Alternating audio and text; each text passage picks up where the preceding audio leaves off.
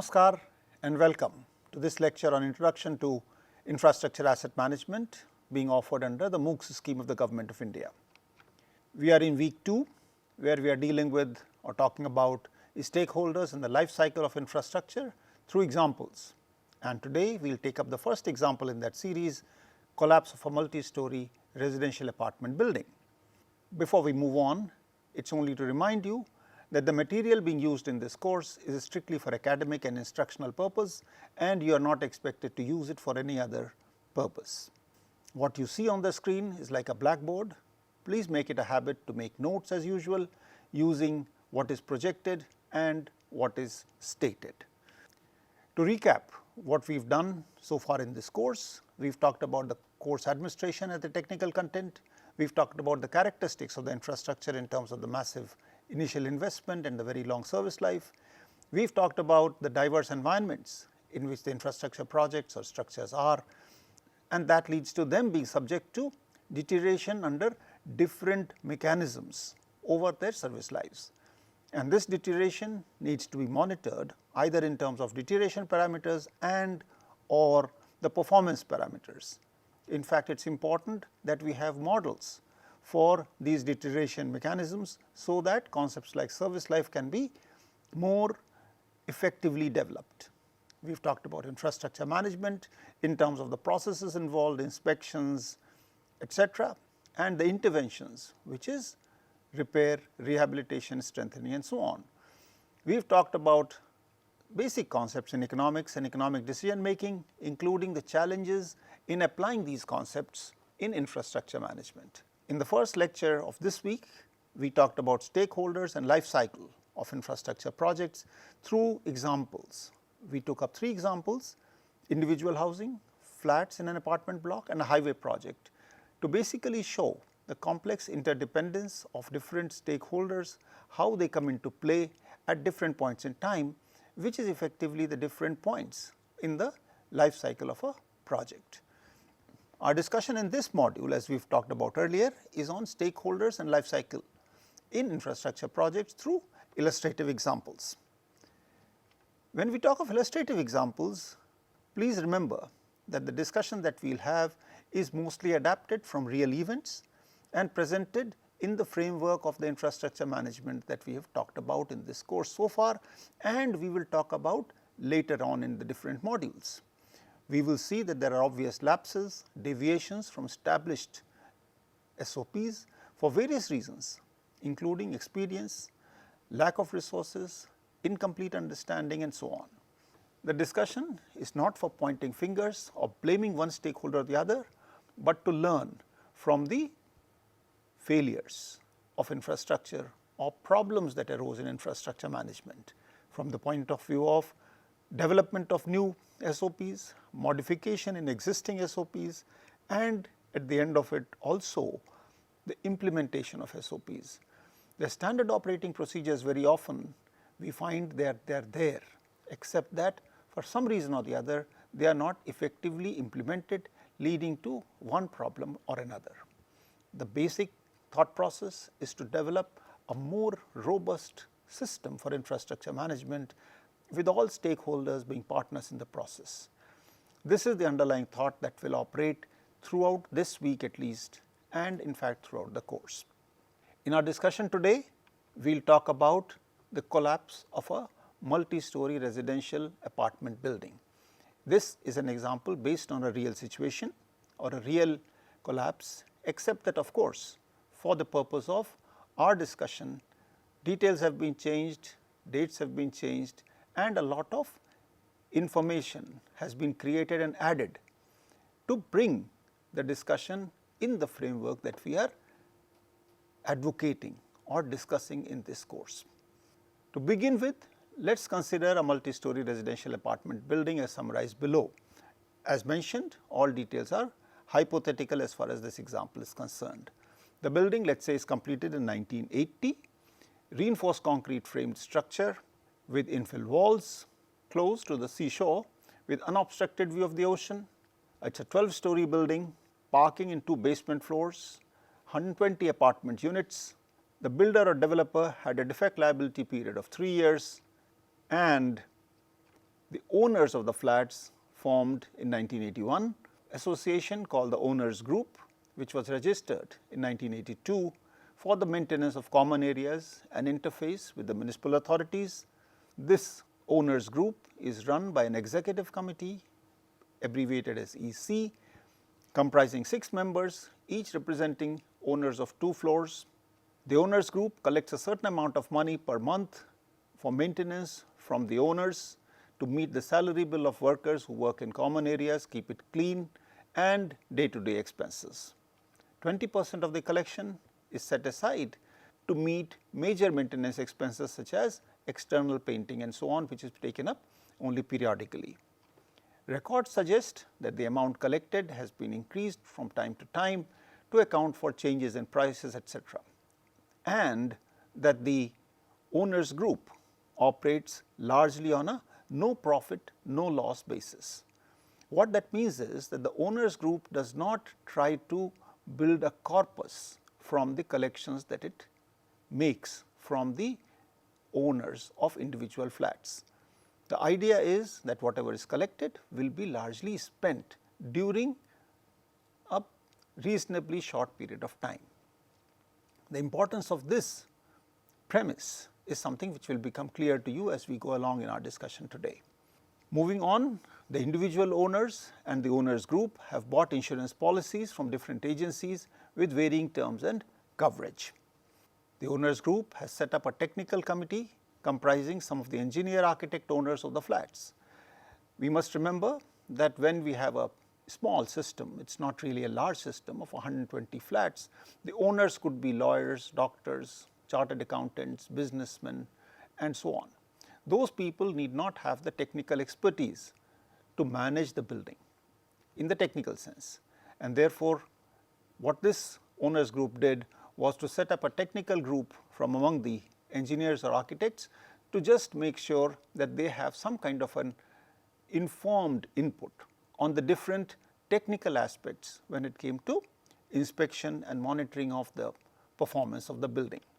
This technical group methodically goes around the building once every 2 years and looks for any point that needed special attention. Its observations are submitted to the EC, which is the executive committee of the Owners Group. The Owners Group files a report every year to the local fire authorities that all emergency exits were free from encumbrances, and the authorities, that is the fire authorities, also inspect the building once in every 3 years. Now, this is as per the protocol. That is what I said. There are SOPs and those SOPs are followed. Most of the time they are followed. The point is whether they exist or do not exist.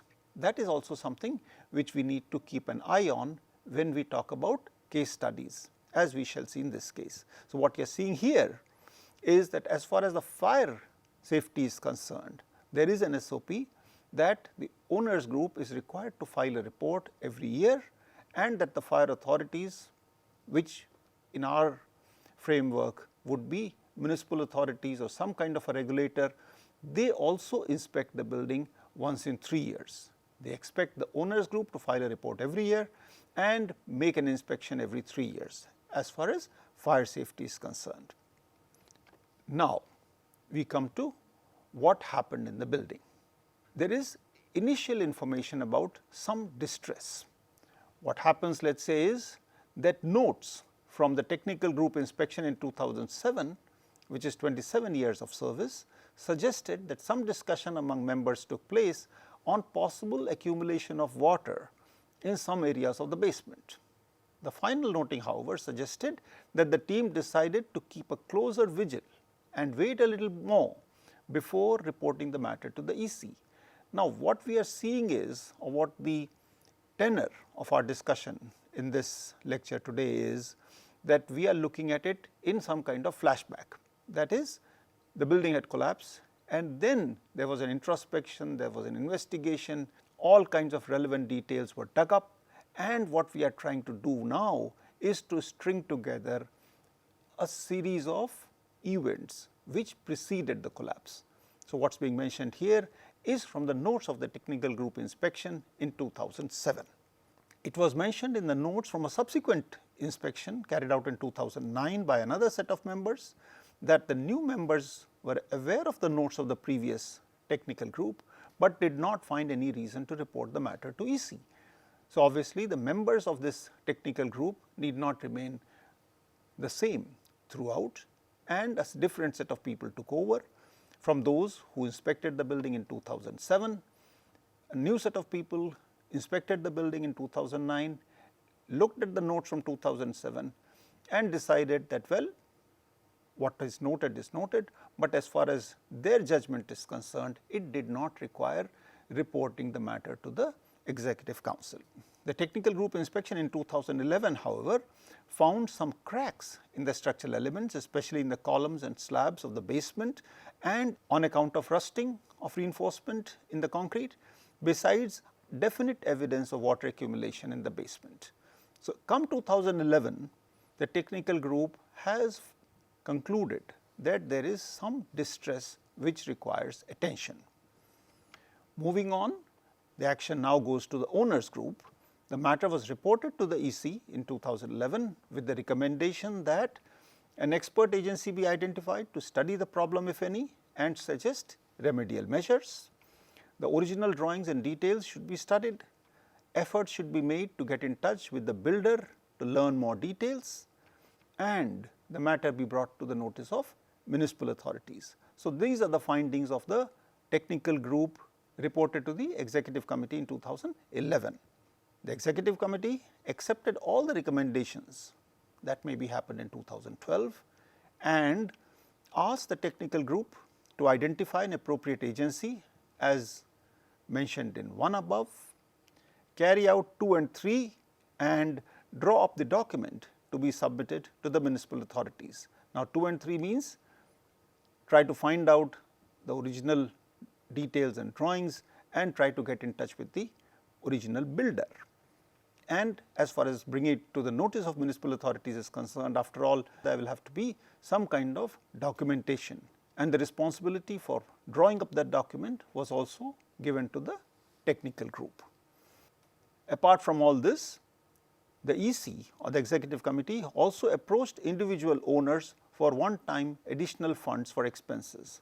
After all, the EC understood that if an expert agency is to be hired, efforts are to be made to get in touch with the builder, there will be some expenses involved in this whole exercise, and for that additional funds are required from the owners, and that is what is being reflected here, that the EC approached individual owners for one-time additional funds for these expenses. Now, when it comes to further action, the builder gets involved. The technical group in its next report to the Executive Committee in 2012 gave all the details which were required. The document prepared by the technical group for onward transmission to the municipal authorities was adopted and sent to the concerned engineering division. The technical group also reported that several of the drawings and details handed over by the builder at the time of completion have been damaged during archival, and some have apparently been lost. Only few details are now available. It was also reported to the EC that the builder was contacted, and it was learnt that the then owner of the company that carried out the building exercise was no longer in the business of real estate development and has since retired. Though very helpful at a personal level, the person could not provide much useful technical information. The builder was also categorical that the construction was done in 1980 as per extant bylaws, and that all the records have been submitted to the municipal authorities and a copy handed over to the then ad hoc owners group. Remember that the construction was completed in 1980. The OG was formed in 1981, registered in 82. So, obviously, at that time there was a transition taking place. The builder was on the way out and the OG was trying to come in and take control of the situation.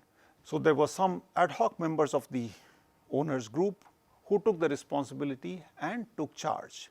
Now, obviously, from 1980 to something like say 2012, a lot of water has flown under the bridge. Some of those owners have moved on, and it may be difficult to find continuity. That is what is being reported in this discussion. What happens as far as the municipal authorities are concerned? Over the next 2 years, from 2012 to 2014, consensus was built among the flat owners to provide funds for a specialist agency to carry out an assessment and suggest further course of action. So, the owners all came on board and agreed that they will provide a certain amount of money over and above the maintenance charges for this purpose. The municipal authorities, after a lot of reluctance and several reminders and meetings, they agreed to take up the matter without expressly promising any help or support.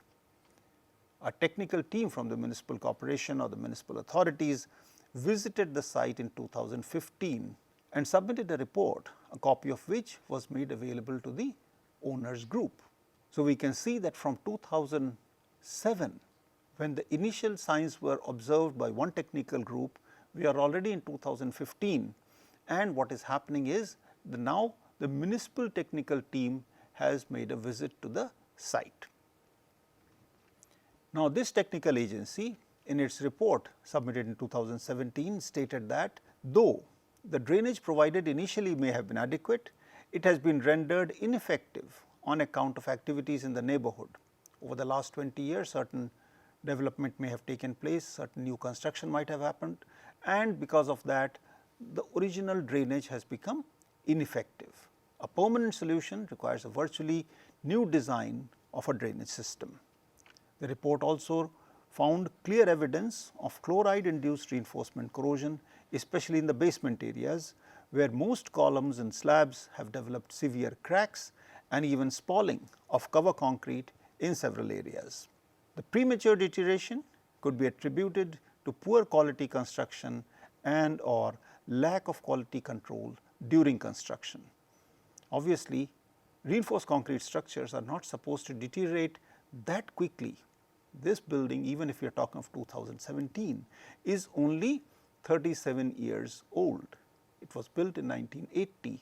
Even accounting for the fact that the basement might have been built, let us say, a year or two earlier, the building is not even 40 years old. In 40-year-old RC buildings, we do not expect this kind of deterioration normally.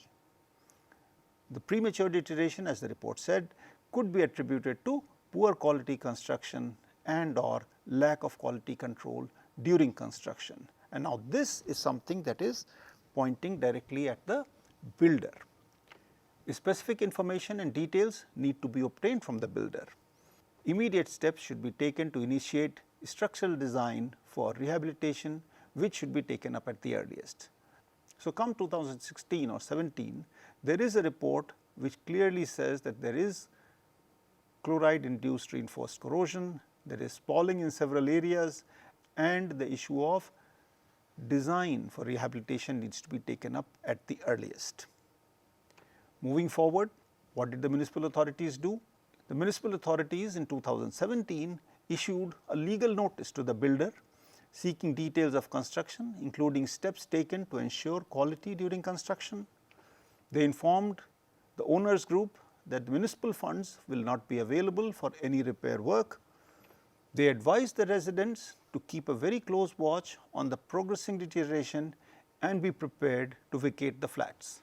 Now, this is obviously easier said than done. It is not so easy for 120 owners or 120 residents to vacate the flats and find alternative accommodation. After all, once we buy flats, there is a lot of investment that we make, and that is what is the whole crux of infrastructure management, that whether it is an individual or it is a nation, there is a large amount of investment which is made, and we need to manage that asset in a manner such that all resources are optimally utilized.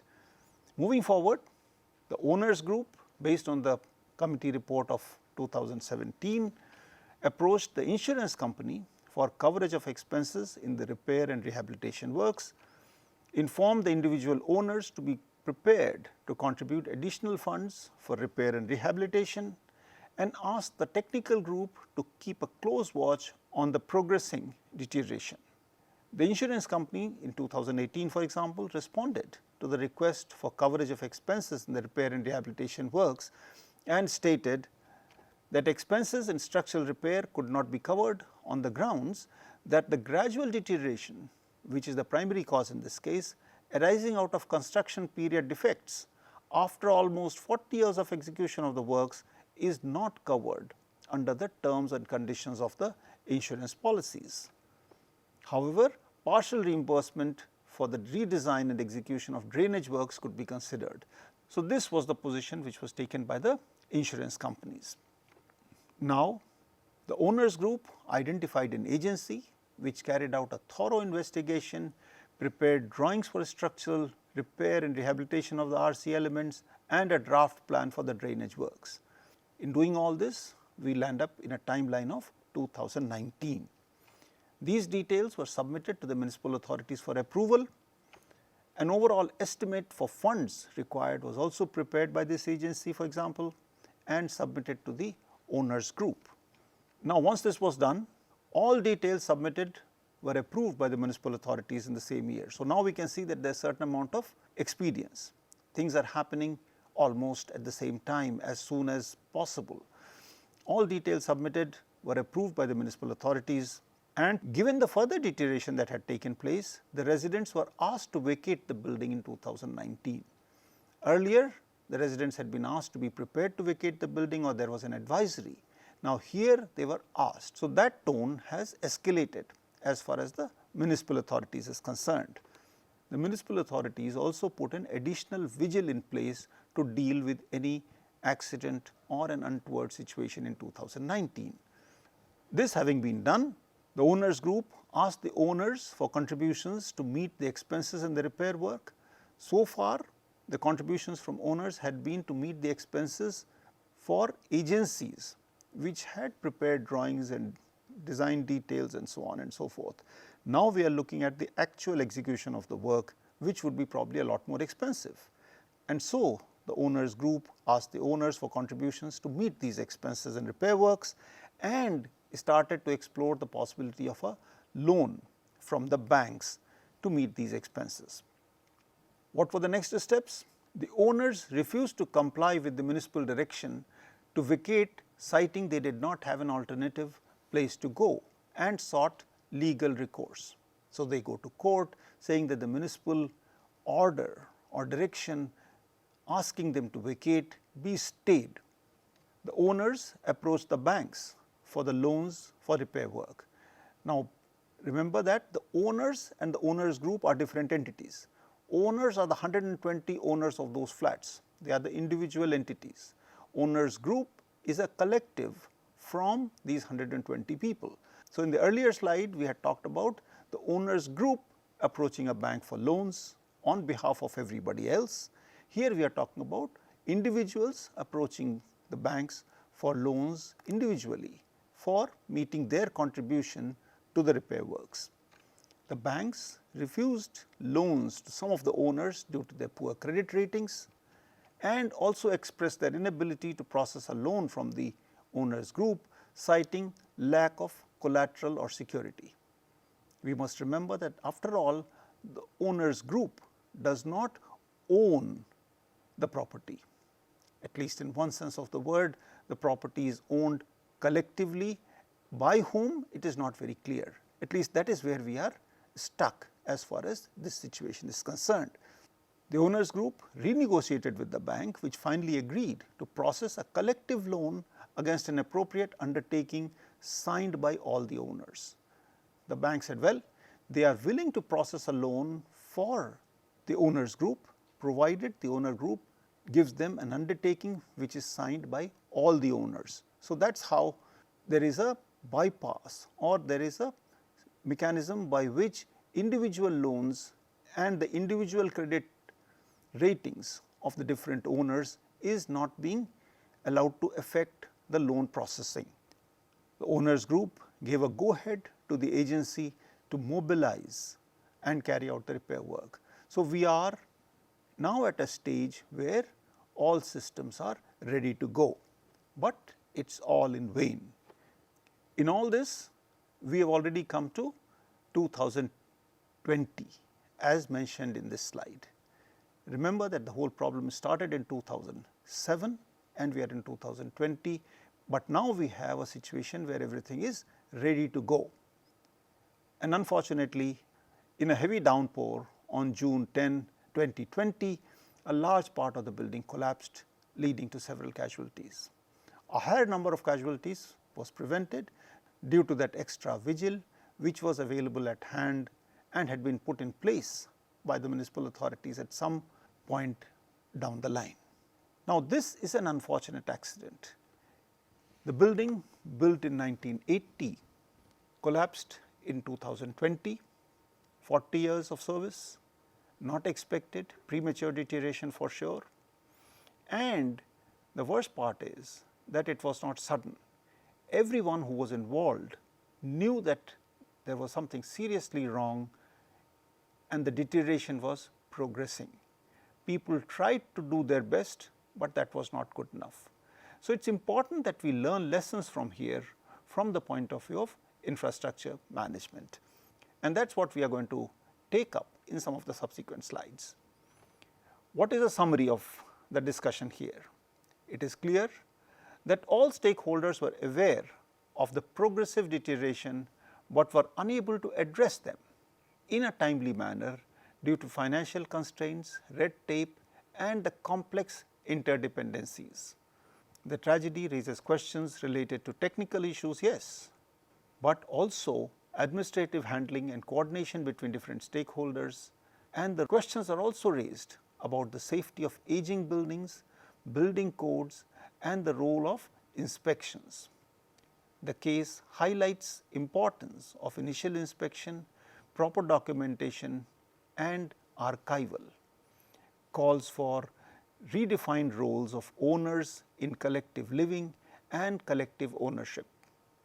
As far as lessons learned are concerned, there are lessons in the area of rebuilding and safety reforms. Major reforms are needed in building regulations, particularly for inspections, maintenance requirements and enforcement of repair work. Stricter building inspection requirements are needed. Regular inspections would help identify early signs of structural damage and ensure that necessary repairs are completed in a timely manner. The mechanism for funding of building repairs. Now, this is something which is a very important lesson that comes out from this case. The cost of maintaining and repairing a building should be considered a priority, especially when safety is at risk, and after all, there is public awareness. The collapse draws attention to the importance of public awareness about potential risks of aging buildings. Residents, property owners and condominium associations must be aware of their responsibilities to maintain buildings and address safety norms. I hope this slide makes more sense to all of you. The idea from this case study, which was a hypothetical case study in the sense that yes, it was based on a real collapse, but a lot of details had been added and changed to suit our requirements. But the overall intention of discussing this in some detail with you is to develop a more robust system of infrastructure management with all stakeholders being partners in the process. So, what we see from this case study is that the owners group, the banks, insurers and municipal authorities, they all need to be part of this exercise of maintaining built infrastructure. Of course, in this case, the situation is such that the users are directly involved as they are staying in that apartment block. There will be other situations where the users are not directly involved, but they are the party which is mostly affected. So, that is what we have to keep in mind, and that is what we will try to learn as we go along with different examples in this week. And before we close, I will share with you a list of references or material for further reading, which will help you understand the subject matter covered today and being covered in this entire course. With this, we close the lecture today, and as usual, I thank all my friends and colleagues who have helped me develop my interest and understanding in this area, and I look forward to discussing another case with you in the next lecture. Thank you very much.